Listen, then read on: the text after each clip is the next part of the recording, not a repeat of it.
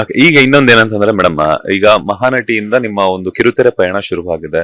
So ಗಂಟೆಗಟ್ಲೆ shoot ಮಾಡ್ತಿರ್ತಿದ್ರಿ, makeup ಎಲ್ಲ ಮಾಡ್ಕೊಂಡಿರ್ತೀರ. ಯಾಕಂತಂದ್ರೆ makeup ಹಾಕೊಳ್ಳೋದ್ರಿಂದ ಆ ಕೆಮಿಕಲ್ಸ್ ಎಲ್ಲ ಇರುತ್ತೆ, ಸೊ ಸ್ಕಿನ್ ಎಲ್ಲ ಡ್ಯಾಮೇಜಸ್ ಆಗಿರ್ತೈತೆ. ಸೊ ಮನೆಯಲ್ಲಿ ಅಮ್ಮ ಏನಾದ್ರು ಹೋಮ್ ರೆಮಿಡೀಸ್ ಏನಾದ್ರು ಕೊಡ್ತಿದ್ರಾ, ಅಥವಾ ನೀವೇನಾದ್ರು ಆಫ್ಟರ್ ಮೇಕಪ್ ಆದ್ಮೇಲೆ ಏನಾದ್ರು ಸ್ಕಿನ್ ಕೇರ್ ಬಗ್ಗೆ ಏನಾದ್ರು ಪ್ರಿಕಾಷನ್ಸ್ ತಗೊಂತಿದ್ರಾ? ಆ, ಏನಿಲ್ಲ ಸರ್, ಮನೆಯಲ್ಲಿ ಜಾಸ್ತಿ ಇದ್ದಾಗ ಬರೀ ಮಾಯಿಶ್ಚರೈಸರ್ ಅಪ್ಲೈ ಮಾಡ್ತೀನಿ. ಅದ್ ಬಿಟ್ರೆ ನೀರ್ ಜಾಸ್ತಿ ಕುಡಿಬೇಕು ಸರ್, ಅದೇ ಸ್ಕಿನ್ನಿಗೆ ಒಳ್ಳೇದು. ಅಂಡ್ ಮೇಕಪ್ ಅಂತ ಬಂದಾಗ ನಾವು ಆರ್ಟಿಸ್ಟ್ ಅಪ್ಲೈ ಮಾಡ್ಲೇಬೇಕು, ಸೊ ಅದಕ್ಕೆಲ್ಲ ಏನು ಹೇಳೋದಕ್ಕಾಗಲ್ಲ. ಬಟ್ ನೋಡ್ಕೊಂಡು ಅಪ್ಲೈ ಮಾಡ್ಬೇಕು. ಅಂಡ್ ನಮ್ದೇ ಆದಂತ ಒಂದಷ್ಟು ಥಿಂಗ್ಸ್ ನ ತಗೊಂಡೋದ್ರೆ ಇನ್ನೂ ಒಳ್ಳೇದು. ಅಂದ್ರೆ ಎಲ್ಲರಿಗೂ ಅಪ್ಲೈ ಮಾಡ್ತಾರೆ, ನಮ್ ಸ್ಕಿನ್ಗೂ ಅದನ್ನೇ ಅಪ್ಲೈ ಮಾಡಿದ್ರೆ ಎಲ್ಲೋ ಡ್ಯಾಮೇಜ್ ಆಗ್ಬೋದು. ಬಟ್ ನಮ್ದೇ ಅಂತ ಒಂದಷ್ಟು ಮೈಂಟೈನ್ ಮಾಡ್ಬೇಕು. ಸ್ಕಿನ್ ಕೇರ್ ರುಟೀನ್ ಆಗಿರ್ಲಿ, ಮೇಕಪ್ ಅಂತ ಬಂದಾಗ ಅದು ಮೈಂಟೈನ್ ಮಾಡ್ಬೇಕು. ಅಂದ್ರೆ ಈಗ ಹೋಮ್ ರೆಮಿಡೀಸ್ ಜಾಸ್ತಿ ಟ್ರೈ ಮಾಡ್ತೀರಾ, ಬ್ಯೂಟಿ ಪಾರ್ಲರ್ಸ್ಗೆ ಹೆಚ್ಚಾಗಿ ಹೋಗ್ತೀರಾ ಅಂತ? ರೆಮಿಡೀಸ್ ಮನೇಲಿದ್ರೆ ಕೊಬ್ಬರಿ ಎಣ್ಣೆ ಹಚ್ಚೋದು ರಾತ್ರಿ ಎಲ್ಲ, ಸ್ಕಿನ್ನಿಗೆ ಸ್ವಲ್ಪ ಹೈಡ್ರೇಟ್ ಆಗ್ಲಿ ಅಂತ. ಅಂಡ್ ಅದೇ ಕಡಲೆ ಹಸಿಟ್ಟು, ಅರಿಶಿನ ಇದ್ರ ಪ್ಯಾಕ್ ಹಾಕ್ತೀನಿ. ಅಂಡ್ ತಲೆಗಾದ್ರೆ ಮೆಂತ್ಯ ಎಲ್ಲ ನಮ್ಮಮ್ಮ ರಾತ್ರಿ ಓವರ್ ನೈಟ್ ಸೋಕ್ ಮಾಡಿ ಅದನ್ನ ಬೆಳಿಗ್ಗೆ ಮಿಕ್ಸಿಗೆ ಹಾಕಿ ತಲೆಗೆ ಅಪ್ಲೈ ಮಾಡೋದು.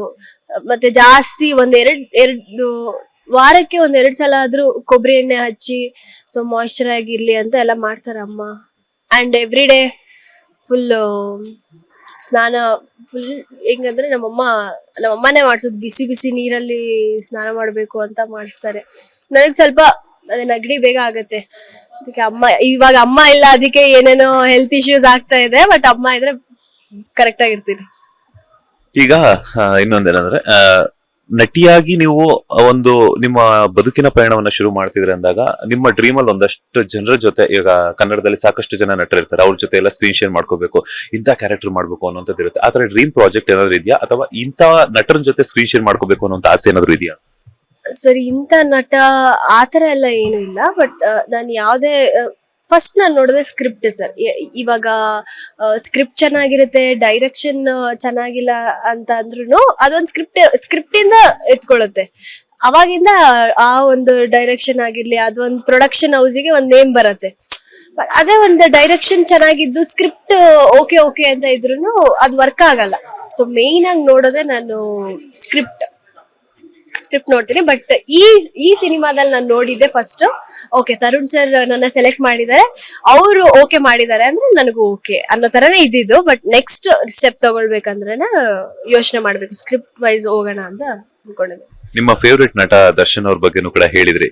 ಹಬ್ಬದ ವಿಶೇಷ ಇವತ್ತು ಎಲ್ಲೇ ಇದ್ರು ಕೂಡ ಅಭಿಮಾನಿಗಳೆಲ್ಲರೂ ಕೂಡ ಅವ್ರ ಮನಸ್ಸಲ್ಲಿ ವಿಶೇಷ ಅನ್ನ ತಿಳಿಸ್ತೀರಾ. ಏನ್ ಹೇಳ್ತೀರಾ ನಟನ ಬಗ್ಗೆ, ನಿಮ್ಮ ಫೇವ್ರೆಟ್ ನಟನ ಬಗ್ಗೆ? ಹಾಗೇನೆ ಹಬ್ಬದ ವಿಶೇಷ ಯಾವ ರೀತಿ ತಿಳಿಸ್ಕೊಡ್ತೀರಾ?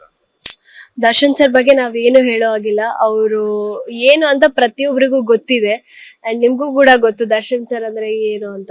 ಅಂಡ್ ಇವತ್ತು ಏನೇನೋ ಕಮೆಂಟ್ಸ್ ಗಳು ಬರ್ತಾ ಇದೆ. ಬಟ್ ಓಕೆ, ದರ್ಶನ್ ಸರ್ ಅಂದ ತಕ್ಷಣ ಅದು ಡಿ ಬಾಸ್ ಫ್ಯಾನ್ಸ್ ಅಂದ್ರೆ ಬೇರೆನೆ ಇದೆ.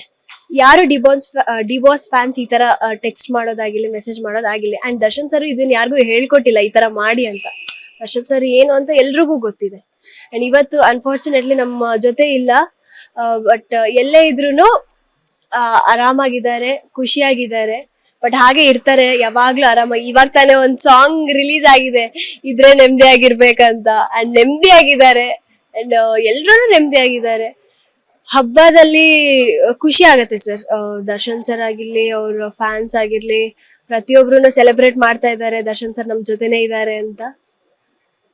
ಈಗ ದರ್ಶನ್ ಸರ್ ಅವರ ಯಾವ ಸಿನಿಮಾ ನಿಮ್ಗೆ ತುಂಬಾ ಇಷ್ಟ ಆಯ್ತು? ದರ್ಶನ್ ಸರ್ ಅವರನ್ನ ಇಷ್ಟಪಡೋದಕ್ಕೆ ಕಾರಣ ಏನು ನಿಮ್ಗೆ ಪರ್ಸನಲಿ? ಒಬ್ಬೊಬ್ರಿಗೂ ಒಂದೊಂದು ಅವ್ರ ಆಟಿಟ್ಯೂಡ್ ಆಗಿರ್ಬೋದು, ವಾಕಿಂಗ್ ಸ್ಟೈಲ್ ಆಗಿರ್ಬೋದು, ಆಕ್ಟಿಂಗ್ ಆಗಿರ್ಬೋದು, ಇಲ್ಲ ಅವ್ರ ಪರ್ಸನಲ್ ಗುಣಗಳಾಗಿರ್ಬೋದು, ಅವ್ರ ಪ್ರಾಣಿ ಪ್ರಿಯ ಆ ತರದ್ದಾಗಿರ್ಬೋದು, ಎಲ್ಲ ಆಗುತ್ತೆ. ಸೊ ಹಾಗಾಗಿ ಅವ್ರು ಕೇರ್ ಮಾಡೋದು ಸರ್ ಪ್ರತಿಯೊಬ್ರಿಗೂ. ಅವ್ರು ಯಾರೇ ಬಂದ್ರು ಹಾಗೆ ಕಳ್ಸೋದಿಲ್ಲ, ಊಟ ಮಾಡೇ ಕಳ್ಸ್ತಾರೆ. ಯಾರೇ ಆಗಿರ್ಲಿ, ಎಷ್ಟೇ ಹಸುವಾಗಿರ್ಲಿ, ಊಟ ಖಾಲಿ ಆಗಿರ್ಲಿ, ತರ್ಸೆ ಅವ್ರಿಗೆ ಮಾಡ್ಸೆ ಕಳ್ಸೋದು. ಅದೊಂದು ಗುಣ ನನಗೆ ತುಂಬಾ ಇಷ್ಟ ಆಯ್ತು. ಅಂಡ್ ಅವ್ರ ಫೇವ್ರೆಟ್ ಮೂವಿ ಬಂದು ಇವಾಗ ತುಂಬಾ ಇದೆ. ಅದ್ರಲ್ಲಿ ನನಗೆ ಯಾವಾಗ್ಲೂ ಒಂದ್ 10 ಸಲ ಹಾಕಿದ್ರು 20 ಸಲ ಹಾಕಿದ್ರು ನೋಡ್ತೀನಿ ಅಂದ್ರೆ ದಟ್ ಇಸ್ ಬುಲ್ಬುಲ್. ಆ ಸಿನಿಮಾ ರಚಿತಾರಾಮ್ ಆಗಿರ್ಬೋದು ಅಂಡ್ ನಮ್ ದರ್ಶನ್ ಸರ್ ಆಗಿರ್ಬೋದು, ಇಬ್ರು ಕಾಂಬಿನೇಷನ್ ಸಕ್ಕದಾಗಿದೆ ಆ ಸಿನಿಮಾದಲ್ಲಿ. ಅಂಡ್ ಯಾವಾಗ ಹಾಕಿದ್ರು ಅದೊಂದು ನೋಡ್ತಾನೆ ಇರ್ತೀನಿ. ಆ ಸಾಂಗ್ಸ್ ಆಗಿರ್ಲಿ, ಆ ಸಿನಿಮಾ ಆಗಿರ್ಲಿ, ತುಂಬಾ ಇಷ್ಟ. ಡೆವಿಲ್ ಡಿಸೆಂಬರ್ 12ಕ್ಕೆ ರಿಲೀಸ್ ಆಗ್ತದೆ. ಎಷ್ಟು ವೆಯ್ಟ್ ಮಾಡ್ತಿದ್ದೀರಾ? ತುಂಬಾ ವೆಯ್ಟ್ ಮಾಡ್ತಿದ್ವಿ. ಇವಾಗ ಆ ಸಾಂಗ್ ನೋಡೇನೆ ಇನ್ನೂ ಜಾಸ್ತಿ ಆಯ್ತು ನಮ್ಗೆ, ಓ ಸಿನಿಮಾ ಯಾವಾಗ ಬರುತ್ತೆ ಅನ್ನೋದು. ತುಂಬಾ ವೆಯ್ಟ್ ಮಾಡ್ತಾ ಇದೀವಿ ಎಲ್ರು. ನಾನಂತ ಅಲ್ಲ, ಡಿ ಬಾಸ್ ಫ್ಯಾನ್ಸ್ ಅಲ್ದೇ ಇರೋರು ಎಲ್ರು ವೆಯ್ಟ್ ಮಾಡ್ತಿದ್ದಾರೆ. ಸಿನಿಮಾ ಅಂದ್ರೇನೆ, ಬಾಸ್ ಅಂದ್ರೇನೆ ಒಂದ್ ಕ್ರೇಜ್. ಅವ್ರು ಸಿನಿಮಾ ಅಂದ್ರೆ ಎಲ್ರು waiting. Thank you so much madam, ಒಂದಷ್ಟು ಸಮಯವನ್ನ ಕೊಟ್ಟಿದ್ದಕ್ಕೆ. ಒಳ್ಳೆದಾಗ್ಲಿ. ಏಳುಮಲೆ ನಿಮ್ಗೆ ಬ್ಯಾಕ್ ಟು ಬ್ಯಾಕ್ ಪ್ರಾಜೆಕ್ಟ್ ಗಳನ್ನ ಕೊಡ್ಲಿ, ನೀವ್ ಅನ್ಕೊಂಡಂಗೆ ಪರಭಾಷೆಗಳಲ್ಲೂ ಕೂಡ ಮಿಂಚಿ ಒಳ್ಳೆದಾಗ್ಲಿ. All the best. Thank you sir, thank you so much. ನಿಮಗೂ ಗೌರಿ ಗಣೇಶ ಹಬ್ಬದ ಹಾರ್ದಿಕ ಶುಭಾಶಯಗಳು. ಅಂಡ್ ಇದೇ ಸೆಪ್ಟೆಂಬರ್ 5ಕ್ಕೆ ನಮ್ಮ ಏಳುಮಲೆ ಸಿನಿಮಾ ಬರ್ತಾ ಇದೆ. ಮಿಸ್ ಮಾಡದೆ ಎಲ್ರು ಹೋಗಿ ಯಾಕೆ ನೋಡಿ ಅಂತ ಹೇಳ್ತೀನಿ ಅಂದ್ರೆ, ಸಿನಿಮಾ ಇಂದ ಹೊರಗಡೆ ಬರ್ತಾ ಒಂದು ಬ್ಯೂಟಿಫುಲ್ ಆಗಿರೋ ಪ್ಯೂರ್ ಲವ್ ಸ್ಟೋರಿನ ನೀವು ನೋಡ್ತೀರಾ ಅಂಡ್ ಎಂಗೇಜ್ ಆಗಿ ಈ ಸಿನಿಮಾ ಇಂದ ಆಚೆ ಬರ್ತೀರಾ. ಮಿಸ್ ಮಾಡದೆ ಇದೇ ಸೆಪ್ಟೆಂಬರ್ 5ನೇ ತಾರೀಕು ರಿಲೀಸ್ ಆಗ್ತಾ ಇದೆ. ಮಿಸ್ ಮಾಡದೆ ಹೋಗಿ ನೋಡಿ. Thank you. ಇದಾಗಿತ್ತು ನಟಿ ಪ್ರಿಯಾಂಕಾ ಅವರ ಮಾತು. ಕ್ಯಾಮರಾ ಪರ್ಸನ್ ರಾಘವೇಂದ್ರ ಸ್ವಾಮಿ ಜೊತೆ Manjunath Srinivas, boss TV Kannada, Bengaluru. Latest ಹಾಗೂ ಇಂಟ್ರೆಸ್ಟಿಂಗ್ ಸುದ್ದಿಗಳಿಗಾಗಿ ಬಾಸ್ ಟಿವಿ ಕನ್ನಡ ಚಾನೆಲ್ನ ಸಬ್ಸ್ಕ್ರೈಬ್ ಮಾಡಿ. ಹಾಗೆಯೇ ಬೆಲ್ ಐಕಾನ್ ಪ್ರೆಸ್ ಮಾಡಿ. ಇದರ ಜೊತೆಗೆ ಫೇಸ್ಬುಕ್, ಇನ್ಸ್ಟಾಗ್ರಾಮ್, ಎಕ್ಸ್ ನಲ್ಲೂ ಮಿಸ್ ಮಾಡದೆ ಫಾಲೋ ಮಾಡಿ.